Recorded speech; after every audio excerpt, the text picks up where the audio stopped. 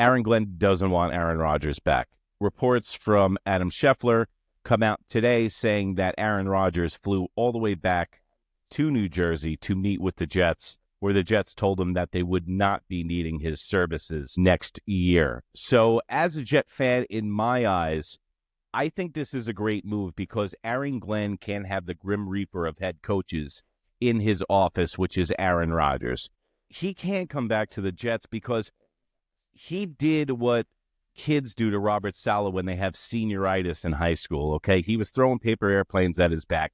He got 4 coaches fired. They brought 13 guys into the organization just to appease Rodgers and jumping through hoops. And as soon as I heard Rodgers was going to decide if he wanted to go back, that's when Aaron Glenn made the right decision. No. We're not doing the decision with LeBron James going to the Heat again every year with Aaron Rodgers, all right? You're 41. You're way past your prime, okay? The NFL does not start and stop at your convenience anymore, dude. You're done. You just saw the future last night. Patrick Mahomes and Jalen Hurts, and we'll get to that. But do you think that the Jets made the right move here? Yeah, I mean, look, you said it here. He couldn't be here. I said, you know what? If you're Aaron Glenn, make it the Aaron Show for a year. I mean, with the roster in its current state, like, you can be competitive, but I think this is a good thing because it shows that they're going to give this guy some leeway to tear it down. And I think the roster overhaul is going to start as soon as the calendar year opens. Like, Yeah. this roster is going to look a lot different than it did last year. And Aaron Rodgers is the bad side of this is that Aaron Rodgers is the best choice for the Jets at quarterback right now. Okay? Well, we looked at all the stats. What was it? Top 5 ever? Top 5 Top Jets, 3. Top Jets 3. Quarterback season with the Jets. Yeah, I mean, at 28-10, he had the 3rd best season. He almost had 4,000 yards passing. We spoke about this before. The only 4,000-yard passer in Jets history is Joe Namath. Okay? So what I'm saying is, if you look at the free agents market of quarterbacks, you have Sam Darnold, and you have Sam Darnold, okay? Dylung, and Dylung. 3 greatest rappers of all time. Then you have nobody, bro. You got Fields from the Steelers, who they're going to keep. They're not going to let him walk. They're keeping him in-house. So he was the only answer at quarterback, but yet his personality and his whole shtick made him not be able to come back, bro. He has alienated everybody in the NFL. I can't find people that... And, you're going on the Pat McAfee show every week. We don't need a circus, especially a team like the Jets, who doesn't need any distractions, who needs to start over. That's it. Like I said to you, man, Breece Hall, Gardner, let them all... Garrett Wilson, let them walk. Trade them. Start new. I don't think you can jettison everybody. I mean, there's some good players here. Okay, I agree. But what have they won? It's either that they haven't been coached up, Chris. Dude, you're talking about guys who've been in the league for 2 years, and they're good players. Breece Hall's a good player. They've been in the league for 3 years. Who? Okay. Gardner, 2. All of them. This will be Gardner's 3rd year. Yeah, this will all be their 3rd year. This will be his 3rd year. Yeah, and we're all going to have to pay these knuckleheads. They all haven't right. won. I mean, yeah, and they haven't won shit. Breece Hall's hurt all the time. Had a down year last year. How many people did he disappoint on the franchise? You know what I'm saying? You have a fucking quarterback calling the plays who's not going to run the ball, period. Like, that was the whole year. Like, you'd watch the game, and I drafted Breece 1-1, so case in point. You're the guy. You're the guy to talk to. But the point being is, like, you would watch these games, and Breece would rip off a 16-yard run, and they wouldn't run the ball again for 2 quarters. So, like, yes, he underperformed, but it has more to do with the scheme, with the coaching, with the play calling, than it does his inability to actually be a player. Now, yeah, look, but I gotta call you out on Breece is a running back. I gotta call you out on some hypocrisy, though. You're saying Sauce Gardner had a down year. He did. A couple episodes. If you look at it, no, he didn't.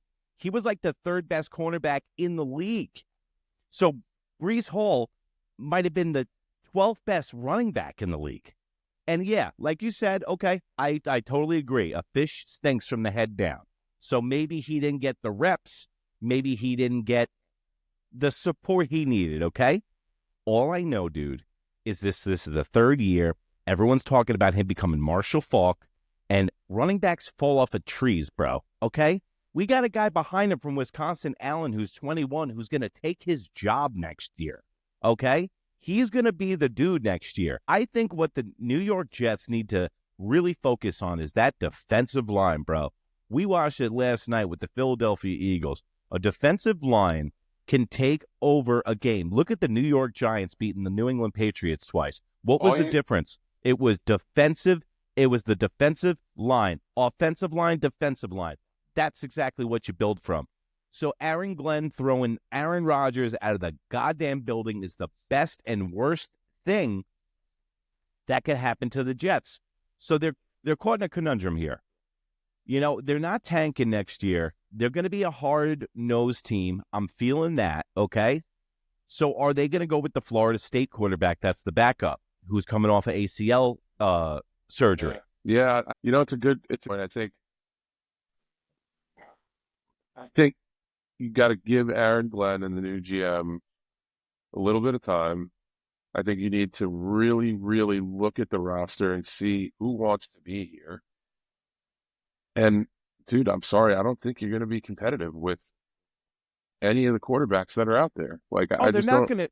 But that's what I mean. Like you said, they're going to be a tough, hard-nosed team. Like, it could be a complete freaking clown show, depending on what happens back there. I mean, I've lived it watching. But it's already a clown show. So listen, this anywhere year, but up from here, right? What? How many wins did they have last year? 6, 7?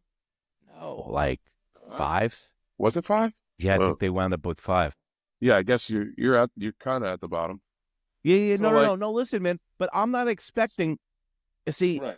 As a Jet fan, this is what I'm expecting for next year. This is my hopes and prayers.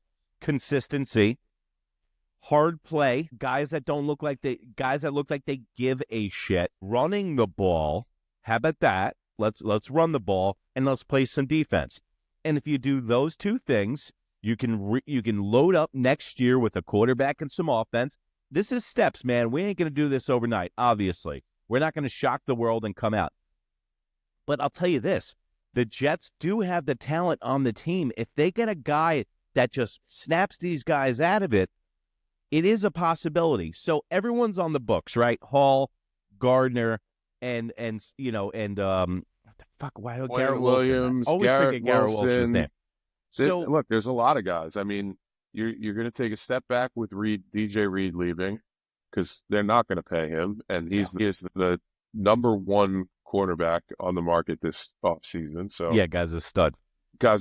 So look, I just think they need to figure out who the hell wants to be here and plan accordingly around that next season. Because again, you got the first 8 games. Maybe you play some guys up, coach them up, and trade them. Get some draft capital back. You know, look, again, it's the same spot as the Giants.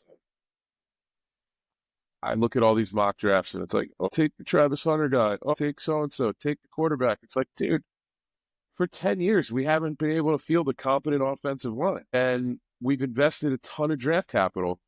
We just watched Mekhi Becton road grade everybody at offensive guard.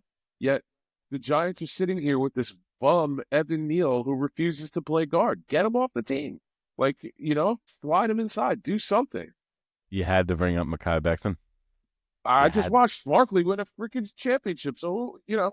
You had to do it?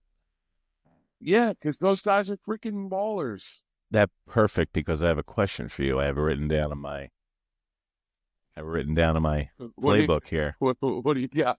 So this is my book that I sit next to me, and I literally have all my Super Bowl notes. So the question I have to you is, what stings more? Me as a Jet fan watching Mekhi Becton win a Super Bowl and have an all-pro season, or Saquon Barkley and a Giant fan watching him win the Super Bowl? Honestly, I think it's the Jet fan. Yeah, it's me. Because for me with Barkley, dude, I'm happy for the guy. Yeah, there's no reason He to not like him. he was tired of the clown show that was the New York Giants. I get that.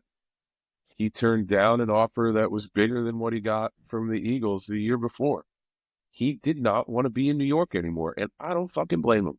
He So, would have got hurt. He would have got hurt because of the offensive line. He would have never had an oh, all-pro season. He would have never had any of this. bro, me and B would text each other, Gaharo.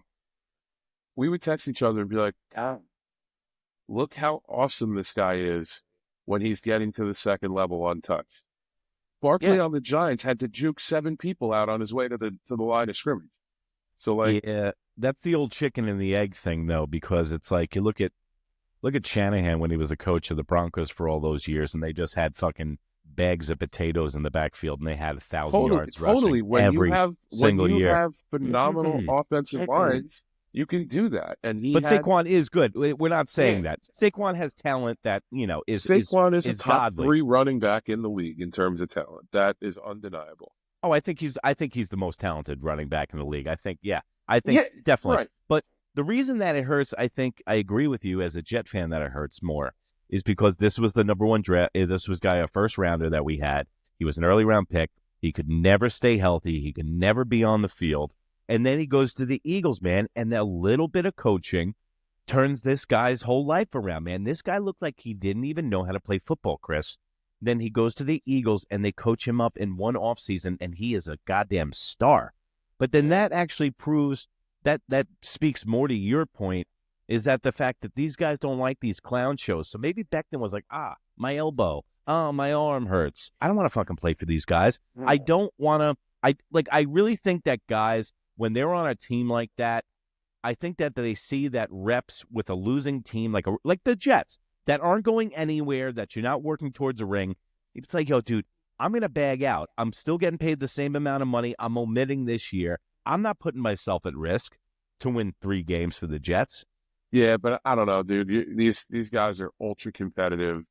They're always playing for that next contract, especially as rookies. So, like, yes and no. Like, I think what you end up seeing is like you end up with like Garrett Wilson at the end of this year. Guy just looked totally dejected with like he fancies himself a top 10 wide receiver in the NFL. I He's like the way you put that. He fancies himself a top 10. Yes, so does everybody, but he's not. right, but he has talent. And Yes. what do? They go get Devontae Adams and Alan Lazard, and Rodgers just throws to his friends for a whole season. Yeah. This guy's like, hey, here I am, the Yeah. fastest guy on the field. And by week 14, you're just like, all right, well, this isn't, this season's not going my way. And you could just tell on his face that he was just unhappy. So, like, I think that happens more so than people just literally mailing it in because, dude, like I said, there's just so much money on the line. Like, you cannot take your foot off the gas because somebody's going to take your job. Yeah, and also they have the kid, they have Mekhi Corley that they drafted in the second round, the Jets, Yeah. who broke the record for yards after catch in the NCAA all time. You know what I'm saying? And we got him in the second round. He's a slot wide receiver. We didn't even see him. He dropped the ball before the end zone. He was that dude, right? But before that point, the point I'm trying to get to is that Aaron Rodgers wasn't throwing to this guy. So we have a lot of talent that wasn't being utilized last year because of Aaron Rodgers. So maybe that, and that's another thing, man. If you're a young dude and you got some 41-year-old guy trying to be he's always trying to be the coolest dude in the room. He's always trying to be the smartest guy in the room. It's like, yo, you're corny, son. Yo, put an egg in your shoe and beat it, Aaron Rodgers. Aaron Rodgers is as old as some of these guys' dads. They're 20, 21 years old coming into the NFL. He's as old as me. Well, same. It doesn't hit you, man. It doesn't hit you. And I'm not playing the NFL, so I give Aaron Rodgers all the credit in the world. Trust me. Quick question, though. Where's Aaron going now? Are we going to see Brett Favre 2.0? No. He's not going to the Vikings? No, they have J.J. McCarthy. I don't think KOC wants this mess. If he could turn Sam Darnold around, what the hell is he taking a 41-year-old Aaron? Good point. Like, yeah, really good point. You know what? I'll take Jameis, who teammates absolutely love, and I'll turn him into an all-star. Bro, I'm just throwing, like, I'm just saying, like, Yeah, I love him. If I'm I Kevin O'Connell, 41-year-old Aaron Rodgers is not my reclamation project. yeah. It's go get yourself a Geno Smith. Go get yourself bring Kirk Cousins back. I don't know. Like he did it in that offense. I think Kirk Cousins isn't as good as Aaron Rodgers. What? I don't think Kirk Cousins is as good as a quarterback as Aaron Rodgers currently, right now. No. Look, No, like, do you agree or do you disagree? I mean, I Aaron think Rodgers had a better year than Kirk Cousins last year. That I'll 100% agree with. And they made the same amount of money. Aaron Rodgers played every single game last year. Yeah. That has to be something that's said. And in the second half of the year, he started knocking the ring rust off. I saw it with my own eyes. Those back-to-back games in Miami and Jacksonville, when he was nice and warm and he wasn't freezing his ass off in the Meadowlands, in his dad's sweatpants, that uniform has to be goddamn changed, too. Fucking Jets is so whack. Everything about them is whack, Chris.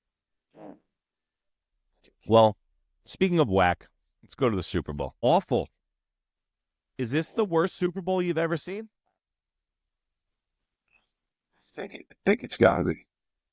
95 49ers, San Diego Chargers, the Steve Young-led 49ers. That was one of the worst Super Bowls I've ever seen. And what was that final score? That was kind of around the same, 55-25. Wow. Jerry Rice broke the touchdown record in the Super Bowl with, I think, 4 or 5 receptions. And I think Steve Young threw for 6 touchdowns. So another shitty Super Bowl. The Broncos, Seattle Legion of Boom in the Meadowlands in MetLife Stadium, the first Super Bowl in New York. Yep. Whatever happened to that game, bro? The Peyton Manning-led Broncos just laid an egg against the Legion of Boom in that game. That was anticlimactic. That kind of sucked. Peyton Manning that was when he was going through all his necks. The guy couldn't throw the ball. Yeah, that was the second Super Bowl. That was the first Super Bowl against Seattle. And then he went to the Carolina Panthers and beat Cam Newton. Yes. Yep. Yeah. So yeah, he had the neck injuries, and that's the reason that he got let off the Colts.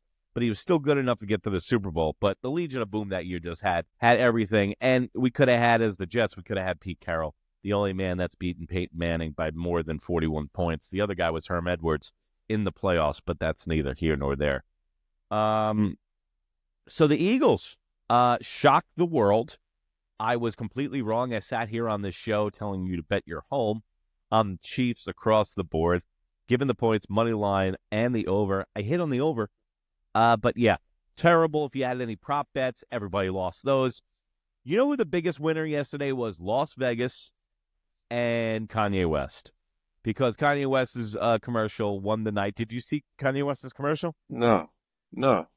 He's sitting in front of his iPhone going, yee, yee, yee, yee, yee. He's like, yeah, I spent about $4 million on this commercial on an iPhone. God. Go to Yeezy.com. Go to Yeezy.com, bro. I love it. I love everything he does. When you know the world is in a weird place when people are just buying $8 million time slots for their own just for themselves. It's like when it takes money to make money. But the game opened up. The first thing that the game opened up with was a pass interference call, a offensive pass interference call on the Eagles. Yeah. And we're like, here we go again. Here we go again. So I got to give props to Brady on the broadcast last night. There wasn't much to do other than watch commercials and listen to Tom. And Tom did a really good job last night. I thought his broadcast was really good. I think that you're going to start to see that. I mean, if Fox gets the Super Bowls, I know that networks have different Super Bowls, but he's kind of got to be the Super Bowl guy. But, dude, he did not have a problem getting on the refs immediately as an announcer. Yep. And I think that, a lot of people bust his balls that he's not allowed access to the other teams because he's partial owner of the Oakland Raiders and stuff like that. But what I think that people don't see is that now this Tom Brady is Tom Brady. He's got rings. He is the greatest quarterback of all time in the NFL. He can say whatever he wants, and if they don't like it, he'll take his money and walk. So he has that kind of carte blanche and that wiggle room that a lot of other people don't have. Greg Olson doesn't have that room. They would have bit their tongue. You know, like Mark Sanchez will make allusions to something about the refs. But Tom Brady came out and said, that's not good. Boom. So were the Chiefs the sacrificial lamb for the good of the NFL last night, Chris? And what I mean by that, with all this bullshit coming out, let's put the tinfoil hats on for a second. With all this bullshit coming out that the refs are on the take and that the NFL wants the Chiefs to win, maybe the NFL turned around and were like, listen, we need to sacrifice we need to sacrifice the Chiefs. Dude, honestly, to the football gods. Honestly,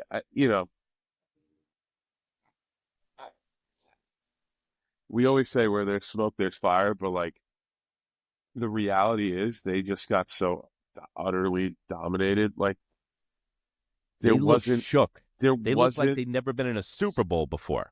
Mahomes looked like he had happy feet. It's like they were told before the game the refs aren't on your side, and they were like, "Oh, what does that mean?"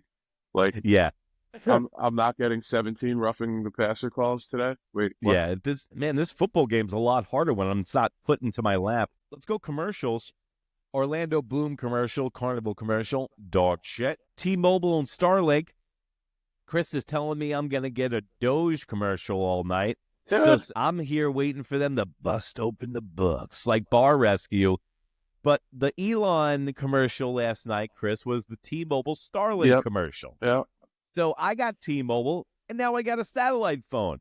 I kind of just want to go into the woods to call somebody. I think I'm going to do today, I'm going to do that just to see. But, dude, like if you go to, like, Seawall, always a dead zone.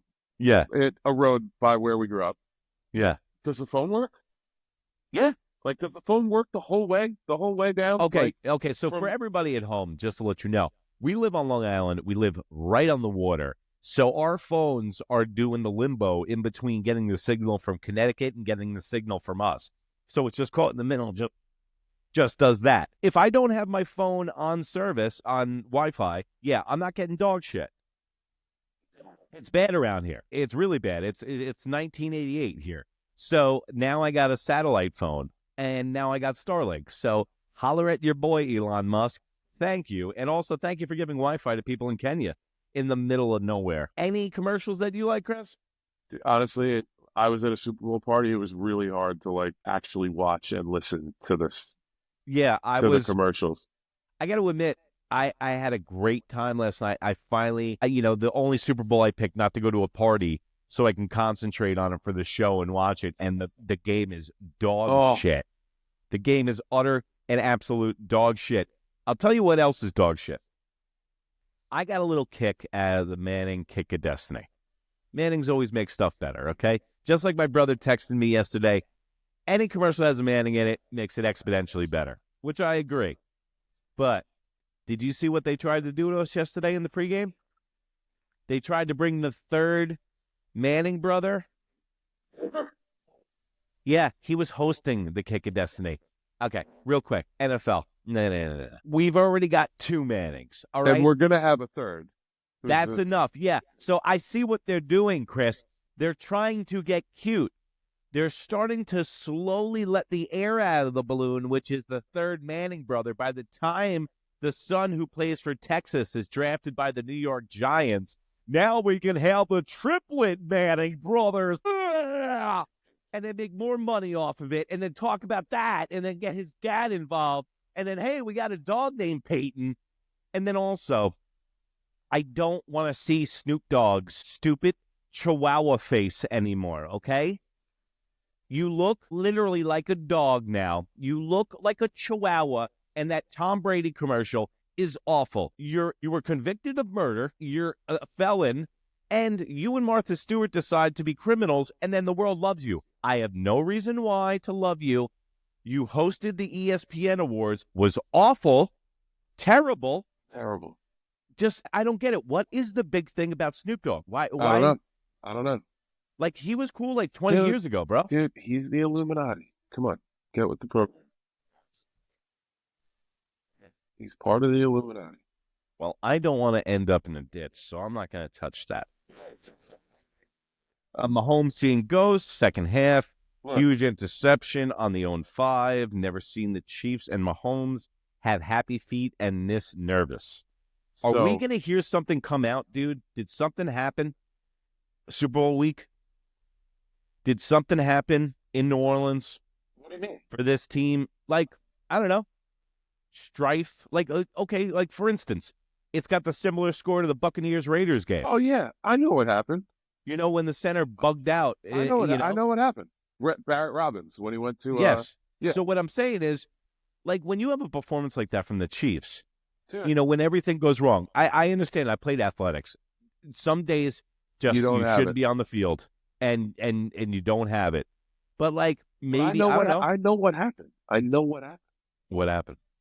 They were doomed the second Travis Kelce came strolling into that thing looking like fucking Dirk Diggler with his 70s retro. And did you see his outfit? No, I try not Dude, to. come on. Look at He's it. another one. I Google try it, to. and like you're losing the game dressing like that. Find it and pull it up. You got to put it like it's the most absurd thing. Why is he such a mo? You know, Intro close. Travis Kelce walk-in clothes, I guess I'm gonna say. yeah. Well, you want to talk about some guys joining the Illuminati? Oh yeah. Big All time. right, all right. Hey, This, see that maroon, bro, right? what the dude? Really? Dude, Why are you wearing leisure clothes, it's bro? not What are even you leisure doing? clothes. It is. You know, it's 70 leisure clothes. Trust me. It's bell Dude, bottoms. it's yeah, fine. It's He looks like he's in the movie Anchorman. he looks like he's in the movie Boogie Nights. Yes, I think that is Dirk Diggler's outfit. What? No, I'm serious. Guys, Dirk you're Diggler wore losing. that. You're I think losing you're right the on game. the money, You're losing the game when you come in looking like that. Sorry, dude. you're It's not just playing at an all pro level. So that's what happened. The other thing that happened is the Eagles' offensive line are mountains of men. They're all 300 plus pounds. 6'8", 300 And pounds. And their defensive, they blitzed once the entire game and got home the entire game. Yeah. Like, that is the exact recipe on how to beat any stud quarterback. And If can did you get notice? home- Did you notice that Carter wasn't even playing? Was that right? The nose tackle for the Eagles, the guy that was sick. Yeah. He wasn't even a factor in the game. They were snot bubbling. Sweat had the game of his life. Dude, they're good. They're all good. I mean, hey, guess what? Joe Thuney, commend you for moving out to left tackle. You're not a left tackle. Yeah. Like, the Chiefs ran into a buzzsaw, and they had 1 first down and 60 yards going into halftime. Like, talk about a freaking snooze fest. Like, that game, that game could have been, what did it end up? 40-22? That game could have been 40-0. All of those points were garbage time points. I agree. That score is not indicative of the way that the game went down yesterday. I think it was 40-0 going into the fourth. Yeah, absolutely. And it just occurred to me, I got another pain in my stomach. 2 Jets won the Super Bowl yesterday. Huff. Outside linebacker for the Jets. Does he even play? Does he even play for them? No. Like he did nothing this year. He did nothing this year. He did absolutely nothing. I don't know. Hopefully the Jets can get him back with some secret sauce or something like that. I have no idea. But the reason I brought it up and the Jets angle in on this is that we got Reddick from the Eagles. They were like, yeah, take him. Take him, okay? Because look at the people that they had to replace him with. They were like, yeah, take this headache, let him hold out for 6 months when you know he's not worth any of that shit because he's only a pass rusher and he's not a run stopper, just like Will McDonald. So then we have these fast guys, and we couldn't stop a nosebleed this year. Like, bro, the Jets just pain me. How are the Jets hurting me in February? All right, I got a question for you now. Yeah. Who had a worse time watching this game? Hassan Reddick or John Mara? John Mara. Got a lot more rub, because Reddick could be on a Super Bowl team next year. He could get signed, and he's in the bowl next year, bro. The Giants are far away from a Super Bowl. The Giants have been on this carousel of getting the wrong coach, the McAdoos of the world, and all these dudes. And you want to talk about a guy that dresses to lose? When McAdoo changed his hair and got that fucking haircut, and his career went down the shitter. Yeah, it's the Giants and Smara because they are hitting the panic button, Christopher. You have the Commanders who have Daniels now. You have the Eagles who look like they are the gem of the NFL right now in your own division. And the Cowboys, even though, it's Jerry's world and they're dog shit and all that, they're competitive every year. And they play you guys competitive every year. So that being said, I think that the Giants Giants are hitting the fucking panic button, bro. They just watched two of their own teams in their own division take a major step while they gained no traction last year. Gained absolutely nothing. Dude, so, talk about franchises, GMs. I mean, Jeffrey Lurie, Howie Roseman, Nick Sirianni. Talk about a group of folk. Fucking know what they're doing. You know what? And did they have no experience before they started this whole venture? Nick Sirianni, I know, I'm talking about as head coach. No way. Sirianni was never a head coach. Okay, he was an offensive coordinator for the Colts. For the Kansas City Chiefs. Well, the Chiefs, the Colts, and then before that, he was at Mount Union Division III as a quality assistant coach. Talk about a meteoric rise.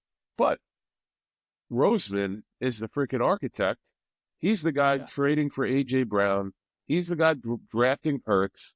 He's the guy bringing these guys back in, getting that savvy free agent signing. Chris, when you nail every single draft pick, that's what happens. You can go out and get those guys. Hold on. If you nail every draft pick and you're a great general manager, you have the capital to go get the Saquon Barkleys of the world, to get the window dressing. So you got your meat and potatoes here, and it's like, ooh, I want to go out and get a nice tie for myself. A.J. Brown. Ooh, I think I'm going to get a new car. Saquon Barkley. Let's go, baby. Now you're looking good, you're driving good, and the engine's perfect, bro. But it goes so much deeper than that. Dude, Zach Vaughn was a special teams player for the Saints. Never saw the field.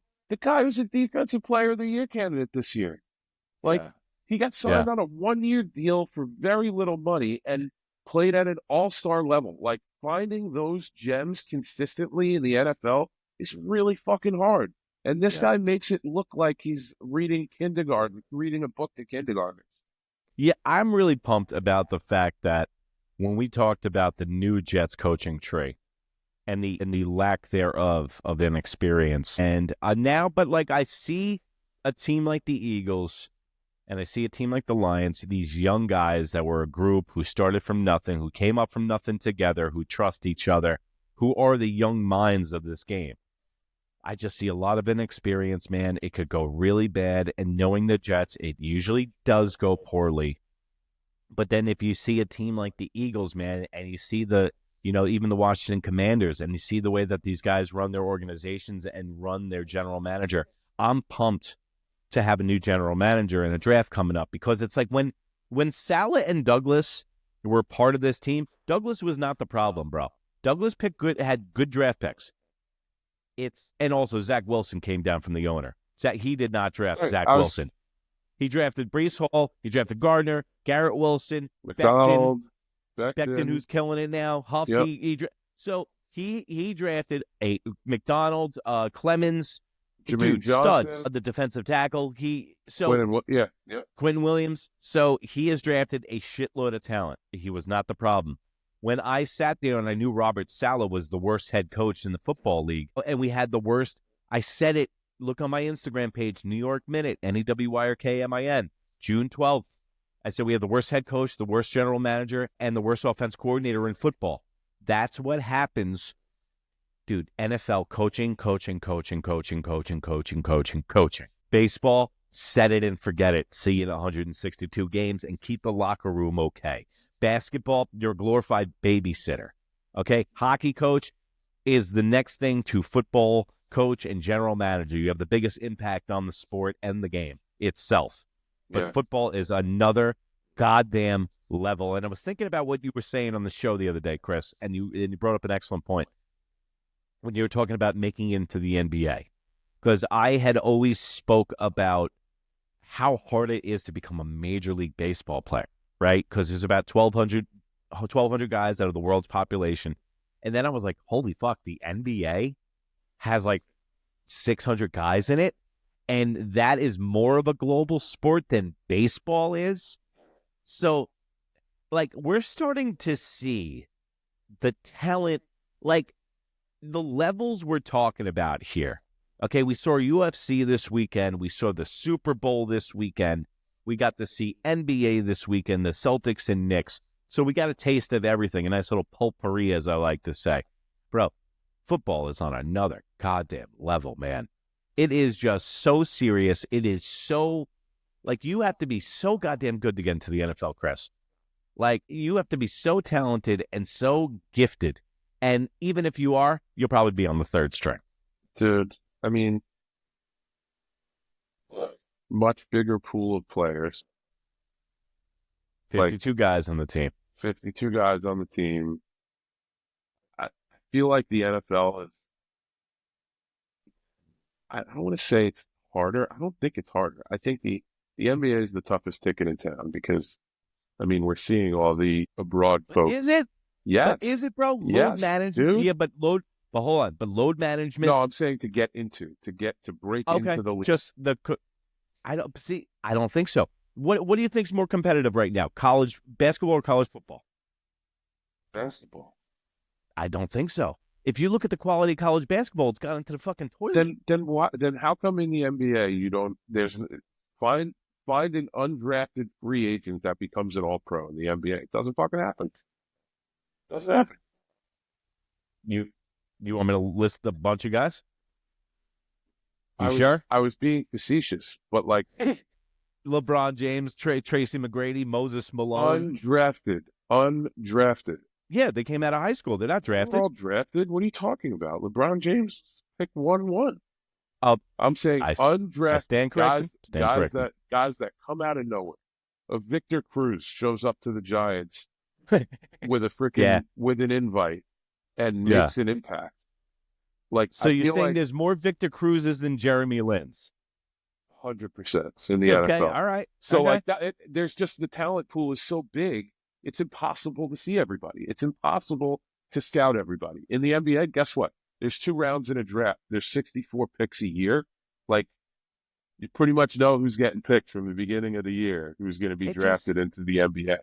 But to be in the NFL, I think is probably the most grueling. But you know what, though? Like, so then what's to be said about the NBA and the quality of it if you get one guy and now you can go to the finals? If you get one guy in football, you're fucking not doing anything. You get one guy in baseball, you're not doing anything. Yeah. Look, I mean, NBA is very, very star-driven, right?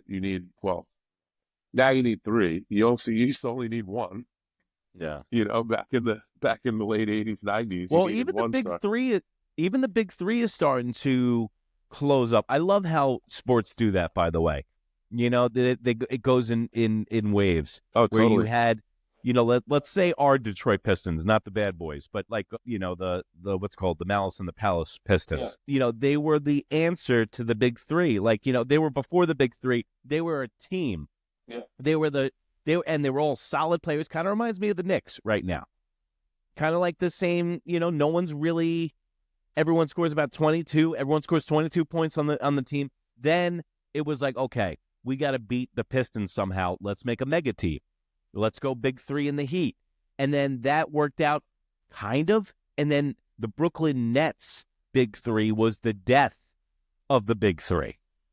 Because when the Harden, Durant, when that whole project didn't work out and fell on its face. Was it Garnett? Garnett too, right? No, that was the first Brooklyn Nets big 3. That was Kevin Garnett, Paul Pierce, and the point guard from the Utah Jazz. Do you remember Roy was his last? No, that was the guy from from Portland. But then you had the big 3 with Kevin Durant, Harden, And who was the third guy on that team? I don't even remember because it lasted Whatever, about Brook Lopez, all those jabronis. lasted like 6 weeks. Lost. Yeah, Harden had his car running. Was out of there in the first week. That was when the Russian guy bought the Nets, right? That was that. Yeah, when the Russian oligarch bought him. Yeah. I put number one team on court. No. So we got a lot of shows coming out this week. We're gonna have me and Chris. We're gonna be here another time this week, and then I'm gonna have a full Yankees breakdown because we got pitchers and catchers reporting tomorrow. So I'm gonna have a nice little Yankee season preview all warmed up for you. We're talking prospects, we're talking managers, we're talking new arms, we're talking what to look forward to, what I'm dreading. DJ LeMahieu with his 2 left feet and 2 closed eyes. Okay. And Chris sent me a good meme. Before we go, Chris sent me a good meme today, and I'll bring this up on the show.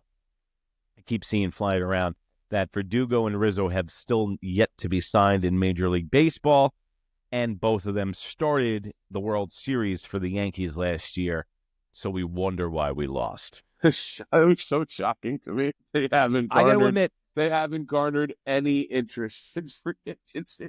No, and neither should they. No, I know, Listen, but you're 2 people of a 9-man lineup that made it to the Super Bowl. That made it to the World Series, and you can't find a job the next year. You guys must really suck. Or that speaks volumes for Brian Cashman and the team that the Yankees are and how resilient they are, is that they could make it to the World Series with those two cinder blocks around your neck while you're trying to swim.